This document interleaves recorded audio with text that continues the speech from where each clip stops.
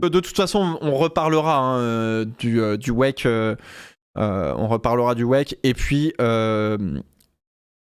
a le React tout à l'heure. Voilà, je vous le redis, mais 16h30, 16h45. On s'assera tranquillement, on regardera le WEC, on regardera donc les 1000 miles de Sebring avec Anna Honner, et donc on partira de à peu près 16h30, 17h jusqu'à 1h du mat, parce que la course va durer longtemps, voilà, donc ce sera le moment de regarder ça. Ok, alors, on va parler un peu de Formule 1. Est-ce que vous êtes chaud? Sinon j'arrête le stream là et puis on se dit rendez-vous tout à l'heure. Hein.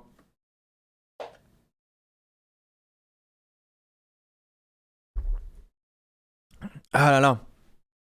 FP1 dans 1h30, c'est ça. Non, je diffuse pas la course, on va juste mettre les live timing. Et puis on va regarder toute la course. C'est là où je me rendrai compte si c'est chiant ou pas de regarder le WEC. Podium d'Aston. Alors vous inquiétez pas, on va effectivement faire les paris de The Bet à la fin, bien évidemment. Ne vous inquiétez pas. D'ailleurs, il faudrait que je les fasse en même temps que vous. Donc voilà. T'as entendu que c'était interdit le track walk en vélo maintenant?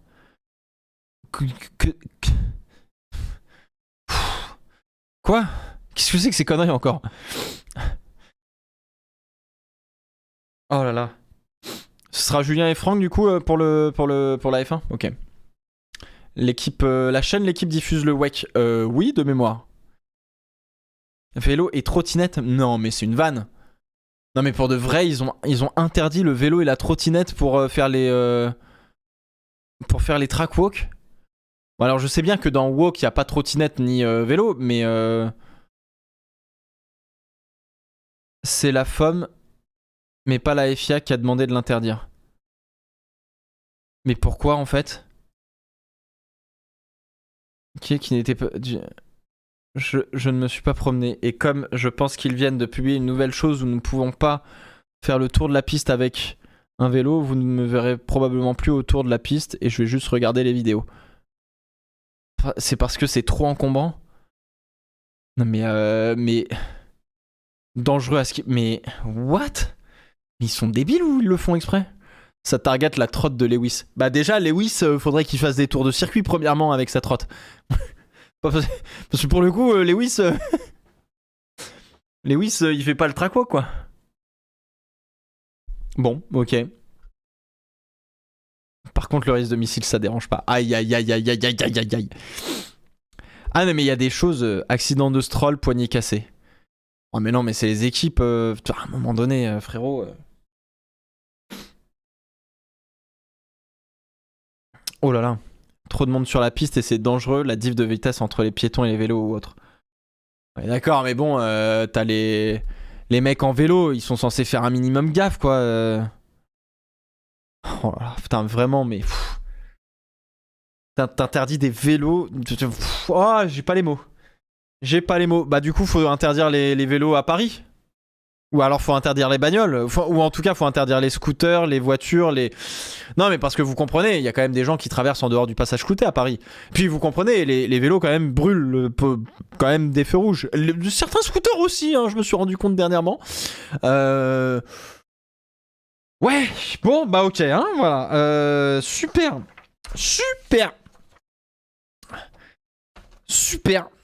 On a des stats d'accidents pendant ces moments-là, en vrai.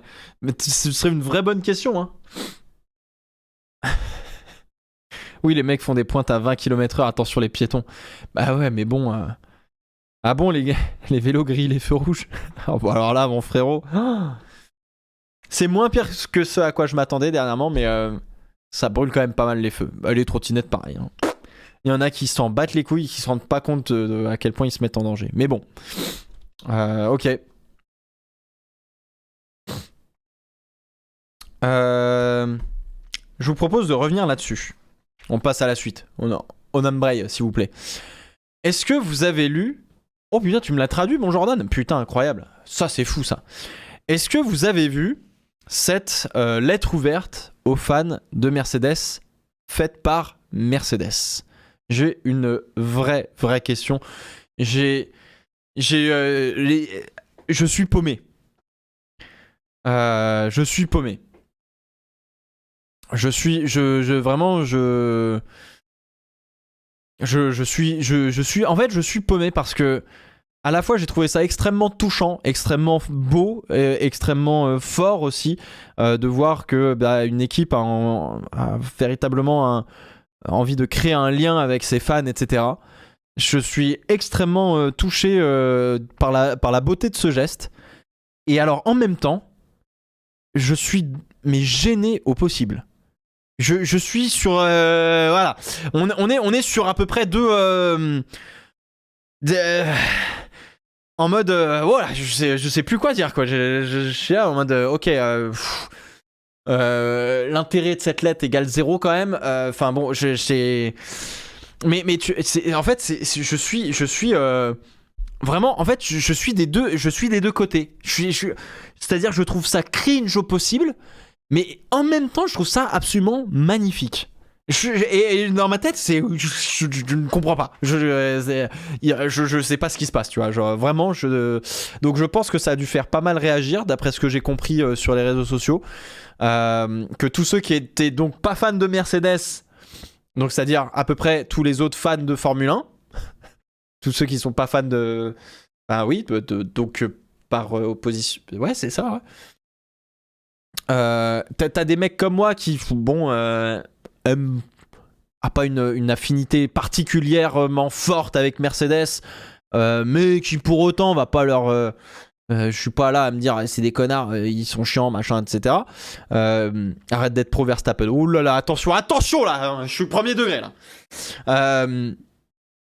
Mais j'étais là, j'étais en mode en fait tous les fans qui sont pas fans de Mercedes leur sont tombés sur la gueule et j'ai trouvé ça un peu dommage. Mais bon, voilà.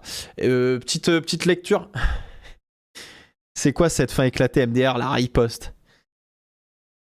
Pour rejoindre la riposte. Alors attends, parce que est-ce que je l'ai imprimé? Non, je l'ai pas imprimé. Je l'ai pas imprimé. Attention, la traduction est peut-être approximative. Hein. Mon cher Jordan, si t'as fait un copier-coller, il y a moyen que ce soit approximatif. Hein. Alors, Bahreïn fait mal. Cela a fait mal à chacun d'entre nous. Qui nous dirigeons vers chaque saison. Alors ouais, qui nous engageons vers... Ah ok. On va prendre la version originale. On va prendre la version originale juste histoire d'être sûr. J'ai peur que... Non, en fait, je pense que le... Je pense que le... Comment ça s'appelle la version française va vraiment piquer les oreilles. Si vous le voulez bien. Vaut mieux. C'est Vasseur qui traduit. My team doesn't make mistakes. Ouf, putain, c'est vrai ça. Ah, j'ai oublié. Alors, to all our fans, Bahrain hurt. It hurts so... J'avais envie de dire it hurts so much. Alors, Bahreïn fait mal, ça fait mal à chacun d'entre nous qui nous dirigeons, effectivement, non, c'était pas trop mal traduit, à chaque saison, déterminés à se battre pour le championnat du monde même. Ça fait mal à l'équipe, en tant qu'entité, après avoir mis énormément de travail dans cette voiture qui n'a pas... qui n'a pas... Oh là là, c'est dur à traduire. C'est dur à traduire, ça. MDR, bah yes. T'avais bien traduit. Attends, mais... Tu sais quoi, je vais... Oh putain, mais c'est vrai qu'en français... En fait, ça fait bizarre de pas avoir le texte en anglais. En fait, comme moi, je travaille... En fait, comme moi, tous les trucs que je lis... comme c'est que de l'anglais, je traduis dans ma tête en mode grosso merdo. Donc du coup c'est le bordel et dès que je lis un truc en français ça me fait bizarre. Ok, excuse-moi Jordan. Oh là là. Alors blablabla. Cela a fait mal à l'équipe dans son ensemble après avoir consacré tant de travail acharné sur une voiture qui n'a pas répondu à nos attentes. Si, non, c'est bien traduit. Et nous savons que ça vous a blessé. Nos fans... Et nous savons que ça vous a blessé. Nos fans aussi. Oui, bon, ok. Il y a des tournures de phrases à revoir, mais oui. De toute façon, on peut pas traduire littéralement l'anglais et le français. Votre passion et votre soutien sont si importants pour nous faire avancer et nous savons que nous ressentons la même douleur. La situation à laquelle nous sommes confrontés en ce moment n'est pas celle que chacun d'entre nous souhaitait, mais c'est celle que nous avons. Là, c'est la réalité. Et les questions simples sont... les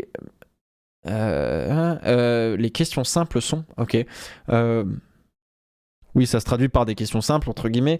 Que pouvons-nous faire à ce sujet et que ferons-nous à ce sujet? Tout d'abord, nous n'allons pas paniquer, céder à la panique et avoir des réactions instinctives. Sous un projecteur aussi féroce que la F1, ok, oui. Ouais, oui. C'est traduit littéralement, mais ça le fait.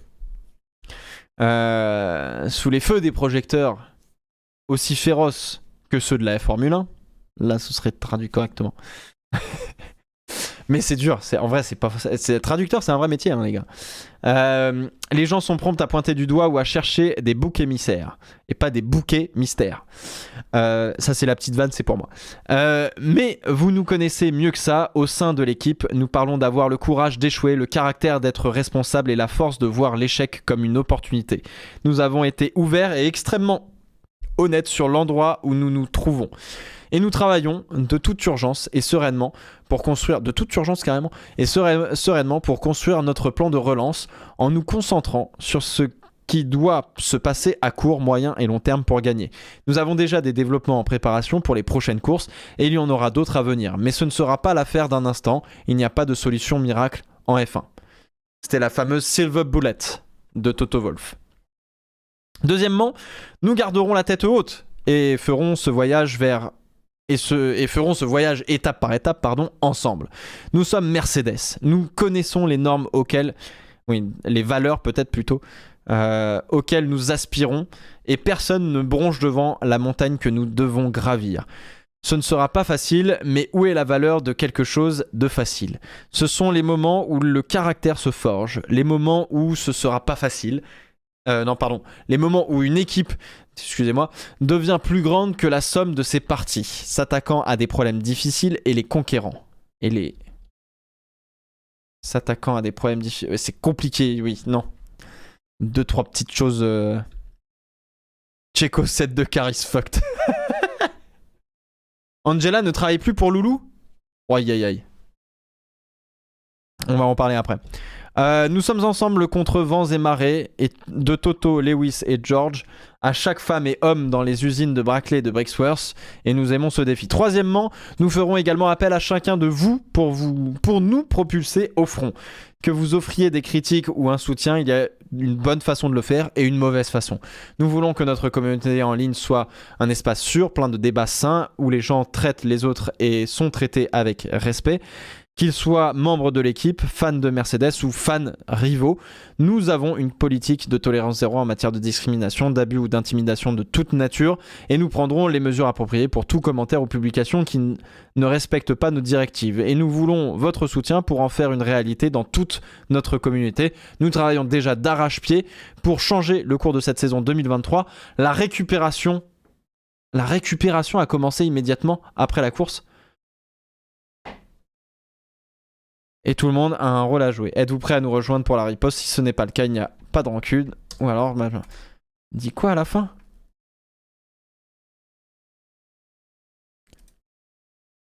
We already hard at work. Ok, oui, on est déjà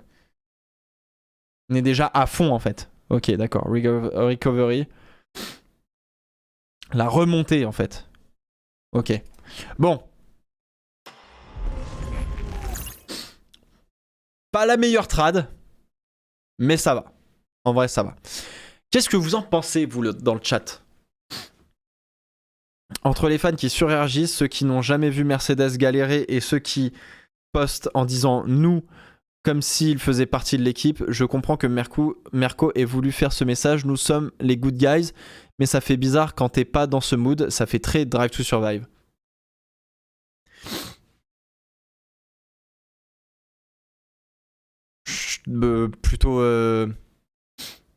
Plutôt d'accord.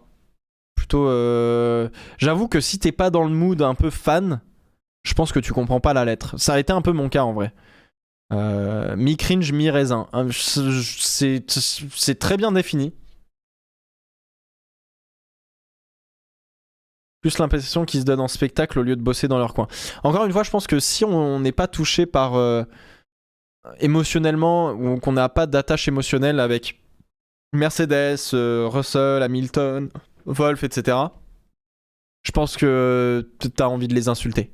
Je veux dire, je comprends. Je comprends que ça puisse énerver parce que t'es là et tu fais... ok, frère, tu galères. Dans le sport, je sais pas. Il me semble pas que dans le sport, après une domination de 8 ans, dès qu'il y a eu une équipe qui galère un peu, elle fasse une lettre à ses fans pour s'excuser et dire que non, insulter, non, peut-être pas, mais non, mais ça va, me faites pas dire ce que j'ai pas dit non plus là. Oh. Mais tu vois, je suis pas sûr. En vrai, je suis pas sûr que Dose aussi. En fait, je suis pas sûr que les comment dire. Il me semble pas qu'il y ait une équipe de sport dans d'autres sports en fait. Et fait une lettre comme ça à ses fans en ayant une voiture qui fait ils ont fait combien? PS5 P5 P7. Mais ça arrive souvent dans le foot. Dans le foot, ils font des lettres d'excuses aussi? Non, mais enfin, alors c'est une lettre d'excuse, c'est une lettre de, voilà, tu vois, c'est une prise de, et en même temps, c'est pour ça que je trouve cette lettre vraiment magnifique dans le sens où effectivement, t'as peut-être des fans qui sont très engagés et que ça vaut peut-être le coup justement d'être très, tu vois, de dire ok, bah voilà, on est pas bon et puis let's go et puis on va voir quoi. Donc tu vois, je sais pas en fait. Je pense que quand t'es fan de Mercedes, je pense que tu kiffes ça. Au contraire, genre, justement, tu sens que tu fais vraiment partie de l'équipe. Et quelque part, ça te... Voilà, t'as envie de la supporter, même dans les moments plus difficiles et tout, tu vois. Et je trouve que c'est une belle manière aussi d'engager et de créer du lien avec des fans à travers le monde en disant, ok, bon, bah... on n'est pas bon comme on voudrait l'être et on sait que ça peut vous faire mal, etc., et que bah sachez que bah on bosse pour et que bah si vous on compte aussi sur vous pour que vous nous apportiez votre soutien. Je suis fan de Lewis et Mercedes, ça va surprendre, mais je suis content de cette situation car pour avoir connu Mirko début des années 2010, ça va permettre de montrer la force de l'équipe et les nouveaux fans vont se rendre compte de l'importance du travail de l'équipe et du développement des pilotes. Concernant les détracteurs de Lewis, ils vont voir que certes la voiture compte, mais il savoir la développer, il va savoir la développer, l'exploiter et la régler. J'ai hâte de voir la remontada. Bah tant mieux. Mais dans ce cas-là, nous demandons des excuses de la part de Ferrari avec toutes ces années de galère. Alors, du coup, il y a un livre en 4 tomes de 3000 pages chacun qui vous attend pour les fans de Ferrari. Non, mais enfin, après, encore une fois, tu vois, je veux dire, on n'est pas... toutes les équipes ne sont pas comme Mercedes dans la manière de communiquer, dans la manière d'interagir avec leurs fans, etc. Faut que vous vous rendiez compte quand même, enfin je sais pas si vous êtes au courant, mais Ferrari, il y a encore, je sais pas moi, 4-5 ans, bien avant Drive to Survive, 5-6 ans peut-être, c'était à peine sur les réseaux sociaux et ça répondait pas, ça faisait même pas des publications et tout, ça s'en battait les couilles, hein. Vraiment là ça fait des petits trucs un peu rigolos, machin truc, ça prenait même pas part au Secret Santa, etc. Mais ça prenait pas part au Secret Santa, je crois, il fut un moment. Et chez Ferrari on faisait absolument rien, hein. C'est-à-dire que la relation fan Ferrari c'était la marque, et puis les fans vers la marque, mais pas l'inverse. Ils ont tout le temps leur carnet de commandes plein chez Ferrari, donc qu'est-ce qu'ils s'en foutent de savoir s'ils ont des fans à travers le monde? À la base, c'était leur façon de réfléchir. Puis à un moment donné, ils sont quand même un peu ouverts l'esprit en se disant bah, peut-être que ce serait pas mal d'avoir des vrais fans, etc. Mais bon, enfin, d'avoir des vrais fans, je m'entends, d'avoir une vraie relation avec des fans. Mais je sais pas. Voilà. Dans ce cas-là, pourquoi ne pas la faire l'année dernière aussi? C'était déjà pareil. Je sais pas du tout. Encore une fois, c'est peut-être que effectivement se faire doubler par Fernando Alonso, ça a été la goutte d'eau qui a fait déborder le vase.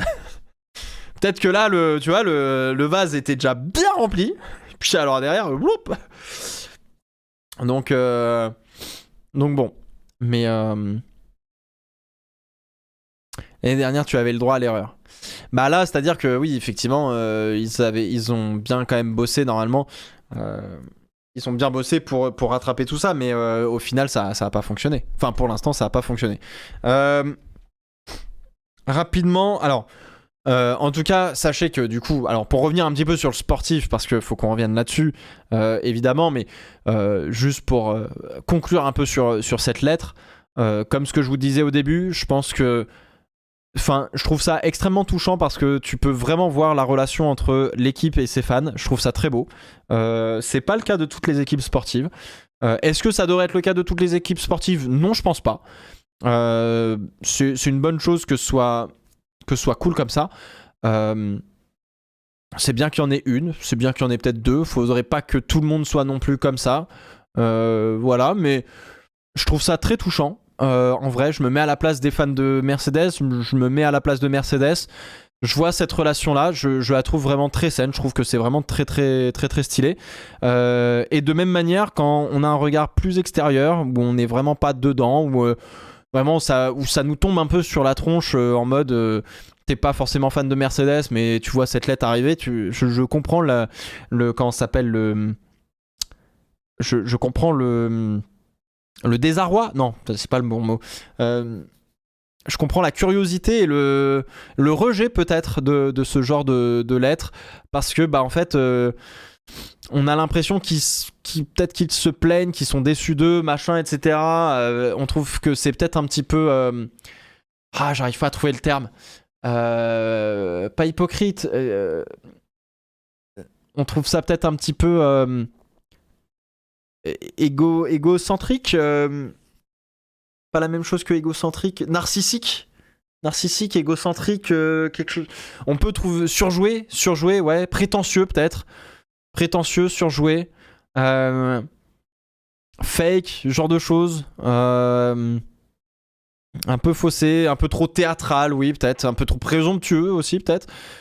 On peut trouver, effectivement, quand on est extérieur à ça, on peut trouver cette lettre, on peut interpréter cette lettre de cette manière, ce qui est du coup un petit peu dommage parce que c'est un peu la réaction que tout le monde va avoir d'une certaine manière en se disant putain les gars, après avoir passé 8 ans à rouler sur la F1, il y a une année où vous gagnez pas et une deuxième année où vous recommencez et c'est un peu la merde et vous nous lâchez ce genre de lettre et t'as envie de, enfin tu vois, t'as envie de dire mollo frère, t'es ok, t'as gagné, mais redescends sur terre, quoi. Donc bon, voilà, je pense que chacun va le prendre un petit peu de la manière différente, mais je veux juste effectivement mettre en mode, mettre en avant quand même la lettre d'une manière bénéfique. Je trouve que c'est quand même très joli d'un point de vue, d'un point de vue relation entre une entreprise, une équipe, une marque et ses fans. Et je trouve ça plutôt stylé. Maintenant, ça joue le team player. Bah maintenant, bon courage les gars, mettez-vous au boulot quoi. Et justement, en parlant de ça, j'ai pris des notes les gars. J'ai pris des notes. Mercedes. On continue là-dessus. Alors oui, j'ai vu, hein, Angela Cullen ne fait plus partie du staff de Lewis Hamilton. Attends, je vais aller voir. Je vais aller voir notre ami Loulou. LH. Lewis Hamilton. Qu'est-ce qu'il nous dit le petit Lewis? 7 dernières années. Et donc. Et du coup, qui c'est qui.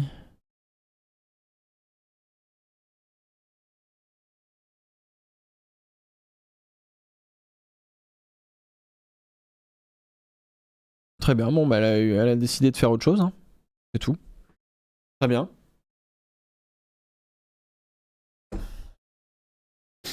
Incroyable le carnet de notes. Ah, mais là, je vais être le nouveau Ted Kravitz. J'espère pas. Euh,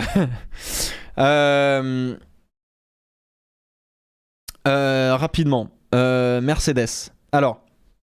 Ah, mais vraiment, je vais aller chercher des mouchoirs, j'en peux plus. J'arrive. Oh là là.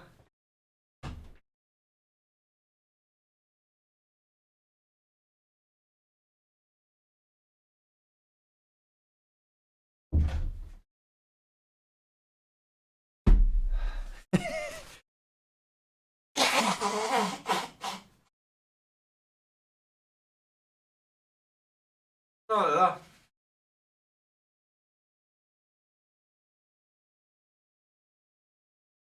Ah.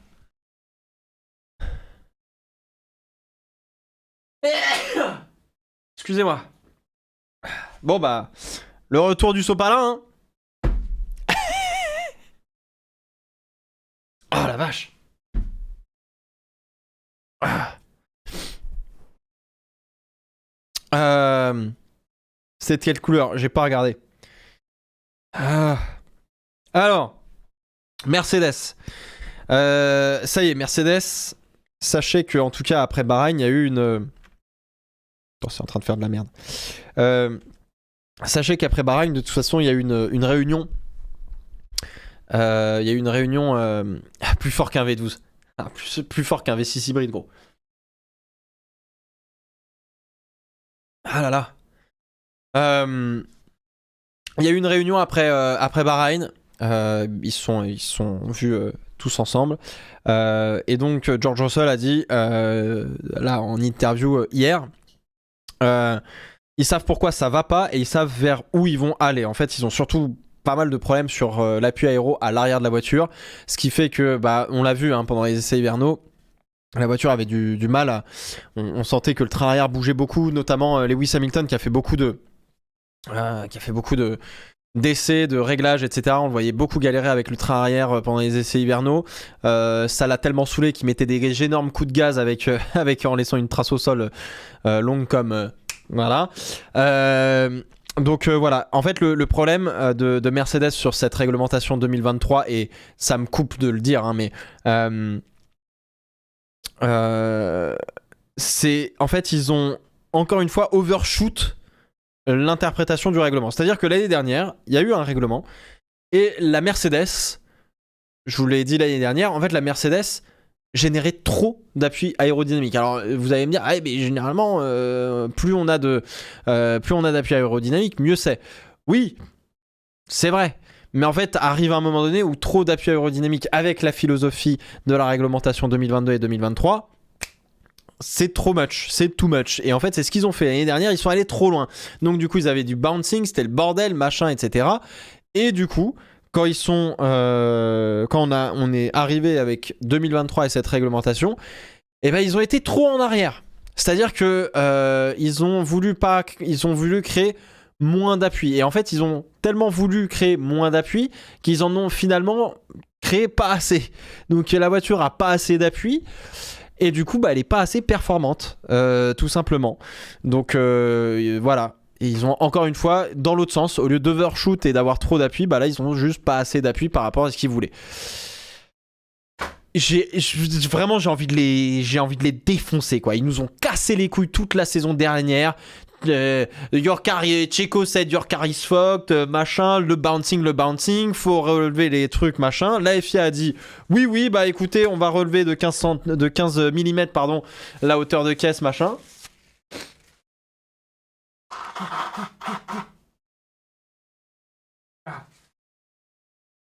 Infernal. On va relever la hauteur, machin, truc, etc. Qui c'est qui arrive pas à faire ce qu'on a demandé de faire? Mercedes. Quand même dingue.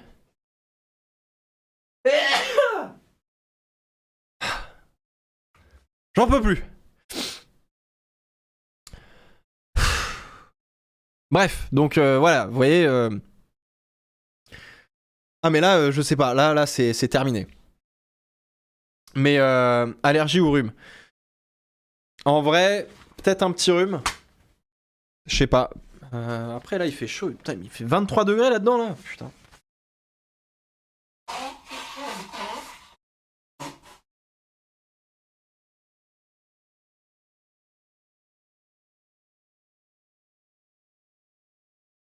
Ah, je passe sous le bureau. Voilà.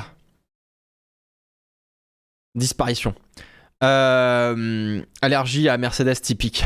Voilà, je vais être pro Verstappen, terrible. Donc voilà. Donc non, effectivement, donc il y a ce problème chez Mercedes. Vraiment, quand tu regardes la timeline des faits, tu dis c'est vraiment du foutage de gueule, quoi.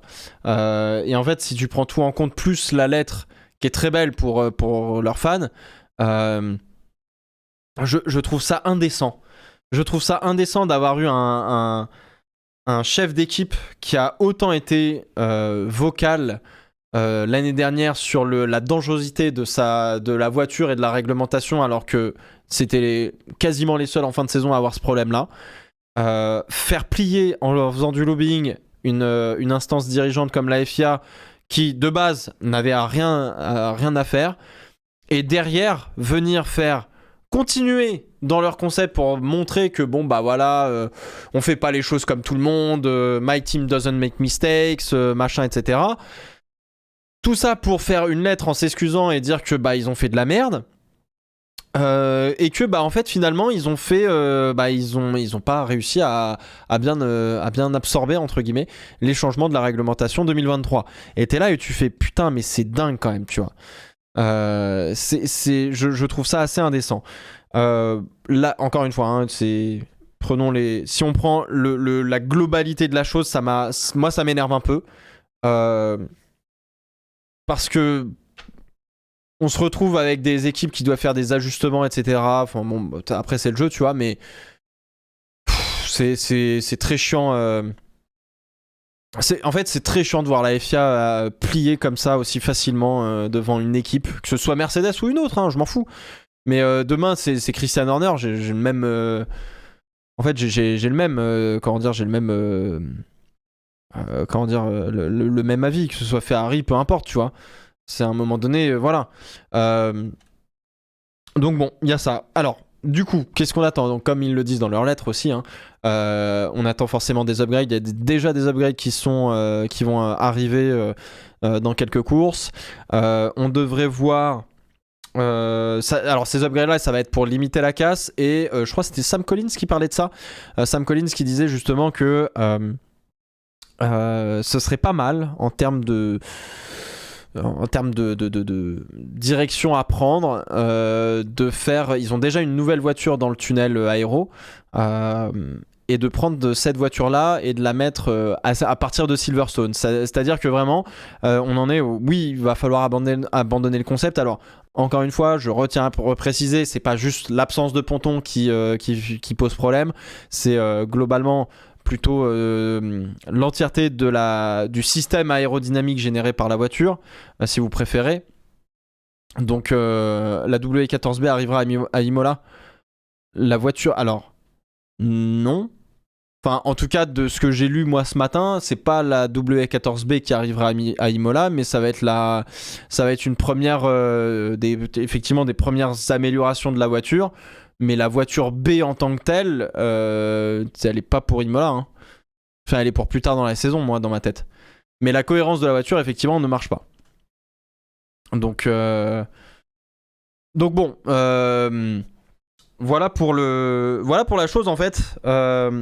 Ce qui peut être intéressant pour Mercedes, c'est effectivement de dire bon bah ok, le concept qu'on a là à date aujourd'hui, même après une seule course de la saison 2023, je me dis, attendez un petit peu de faire 2, 3, 4 grands prix avant de tirer un trait définitif, même s'ils ont déjà vu que ça fonctionnait pas peut-être. Mais ça va peut-être leur permettre de se dire, ah bah tiens, bah au lieu de développer une voiture sur un an, on va développer une autre voiture sur un an et demi, tu vois. Genre typiquement, Genre faire en sorte que la voiture de cette année, bah, on arrête le développement, on se concentre déjà, on travaille déjà sur des améliorations de la voiture 2024, etc. etc. Donc voilà, on verra comment ça se passe. Mais en tout cas, ils peuvent pas effectivement amener un tout nouveau concept aérodynamique cette année qui va tout de suite fonctionner, etc. Là, ils vont devoir limiter un maximum la casse sur cette année. L'année prochaine, peut-être que ça ira beaucoup mieux. Mais en fait, le plafond budgétaire fait que tu peux plus dire allez hop, on arrête tout, on balance de l'argent avec une armée d'ingénieurs et on repart avec une nouvelle voiture. Donc en fait, non, la voiture B, elle sera pas Imola. Elle est pas là dans 2 courses. Hein. Enfin, je veux dire, elle est déjà dans le tunnel aéro pour plein d'expérimentations, etc. Mais parce qu'ils ont déjà commencé à bosser dessus. Mais au cas où. Mais là, clairement, non. Donc voilà. Ferrari dans les années 2000 pouvait se permettre d'être compétitif sur 1 an et demi avec une seule voiture. Oui, absolument. Bah, c'était pas rare dans les années 2000 de voir des équipes de F1 commencer l'année avec la voiture de l'année précédente. Hein. Donc ouais.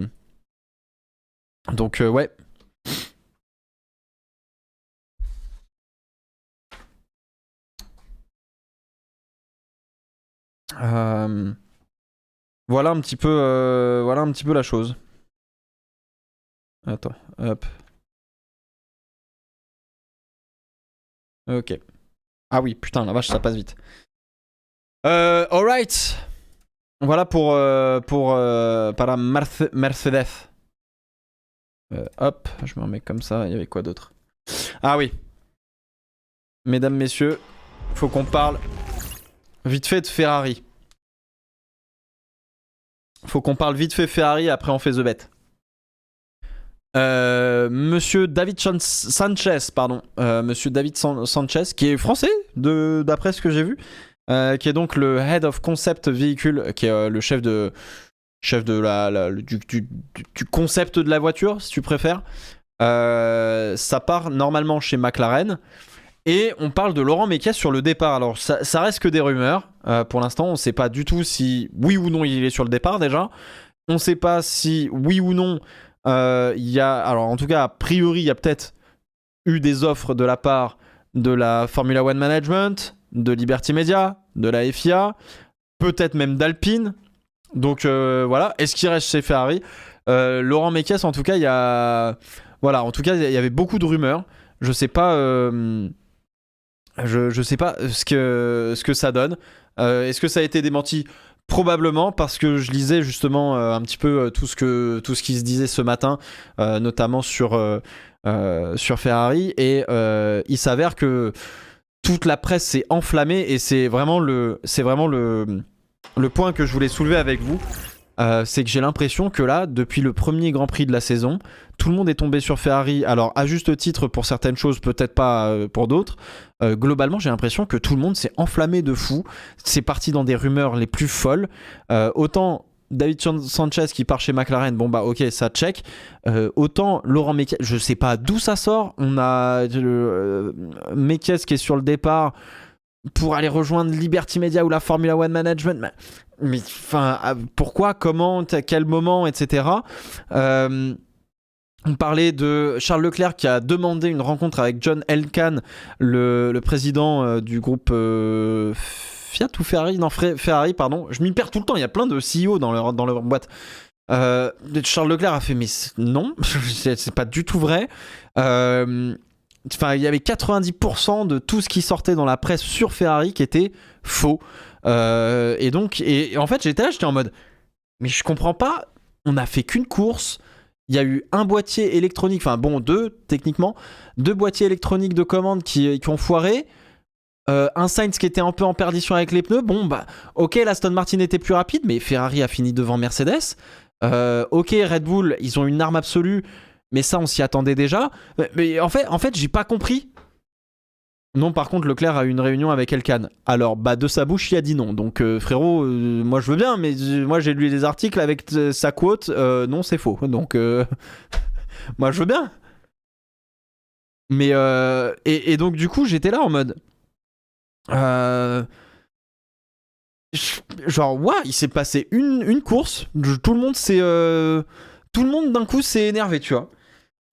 Donc, je sais pas, tu vois. Et alors, oui, ça parlait aussi. Alors, c'est peut-être par rapport à ça. Moi, dans ma tête, c'est. Est-ce que vous avez parlé de votre avenir? Oui, non, il a pas parlé de son avenir parce qu'en fait tout le monde était en train, il y avait des gens, il y avait une rumeur comme quoi il y avait un switch entre Leclerc et Hamilton, que Leclerc partait chez Mercedes et Hamilton venait chez Ferrari. Mais genre on vit sur quelle planète là, genre genre waouh, genre c'est chaud quand même, donc voilà. Mais donc ouais, en tout cas moi ce que j'avais lu c'est que non, effectivement Leclerc avait pas fait une réunion avec John Elkann, il a pas parlé de son avenir à personne, quand on lui a posé la question il était là à fond sur en disant bah non, j'ai toujours rêvé d'être avec Ferrari, je rêve d'être champion avec Ferrari, donc bah ciao quoi, genre non. Donc j'étais là, j'étais en mode mais il s'est pas, enfin tu sais genre j'ai arrêté de suivre la F1 genre 2-3 jours parce que je faisais 2-3 trucs, machin, j'étais parti en week-end et tout.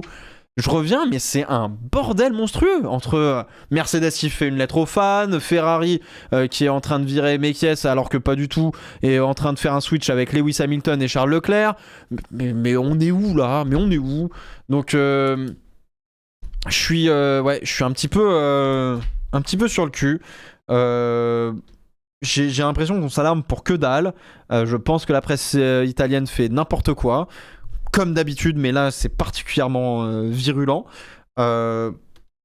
Voilà, Ferrari connaissent les faiblesses de leur voiture, savent vers quoi il faut améliorer. Personne n'a pris en compte, visiblement dans les médias, que Bahreïn c'était le pire circuit pour Ferrari cette saison, vu que Bahreïn est un circuit extrêmement abrasif et qui ne convient pas du tout à Ferrari, en tout cas à la Ferrari. Donc ouais, enfin ok, on peut attendre genre 3-4 courses histoire de se faire un avis, genre pour vraiment comprendre la tendance et est-ce que vaut vraiment cette voiture ou enfin ça se passe comment. Pareil, oui, Enrico Cardile devrait chef moteur non châssis Cardile, châssis Enrico Cardile devrait peut-être aussi partir de chez Ferrari, donc ok, mais très bien, mais en fait genre je suis là et je me dis mais waouh, calmos quoi, genre calmos les gars. Et bon, voilà, je sais pas, mais c'est un peu fatigant. C'est un peu fatigant. On a fait qu'une seule course. La Fefe devrait être mieux ici à Jeddah parce que elle a une grosse vitesse de pointe. On est sur un circuit qui va pas dégrader les pneus, ou en tout cas beaucoup moins que Bahreïn. Charles Leclerc, il adore les circuits en ville.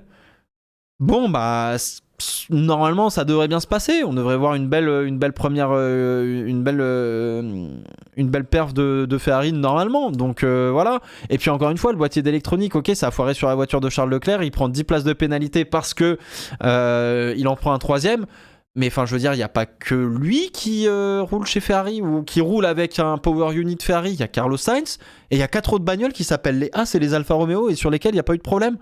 Genre, parce que monsieur Charles Leclerc, et alors je sais pas pour lui faire offense ou quoi, mais parce que monsieur Charles Leclerc qui se battait à la P2 a abandonné sur un problème de commande électronique lors de la première course, ça y est, c'est la crise, ça y est, Ferrari a fait de la merde. Ah, les gars, dosez un peu les gars quand même, tu vois. Enfin, je sais pas, mais donc